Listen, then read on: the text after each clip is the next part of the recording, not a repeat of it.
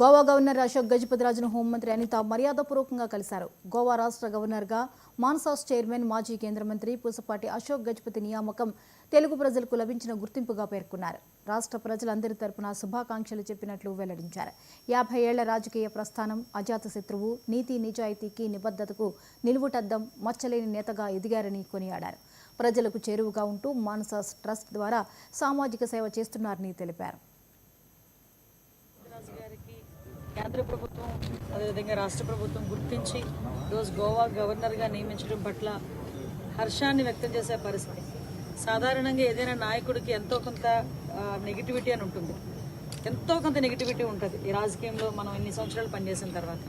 కానీ 50 సంవత్సరాలుగా రాజకీయ ప్రస్థానంలో ఉండి ఎక్కడా కూడా ఒక చిన్న మరక కూడా లేకుండా, ఒక చిన్న కనీసం ఏదైనా ఒక నింద కూడా లేకుండా ఈరోజు ఒక కడిగిన ముత్యంలో ఉన్న మా అశోక్ గజపతిరాజు గారికి నిజంగా గోవా గవర్నర్గా నియమించడం నిజంగా చాలా ఆనందం.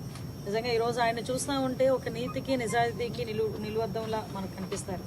అట్ ద సేమ్ టైం ఒక కమిట్మెంట్కి నిలువుటద్దంగా కనిపిస్తారు. ఏ రోజైనా ఏదైనా ఒక తప్పుడు పని చేయడానికి ఎవరైనా వచ్చినా కూడా రావటానికి కూడా భయపడే రాజకీయ నాయకుడు ఎవరైనా ఉన్నారంటే అది అశోక్ గజపతిరాజు గారి పేరు చెప్పుకోవాలి.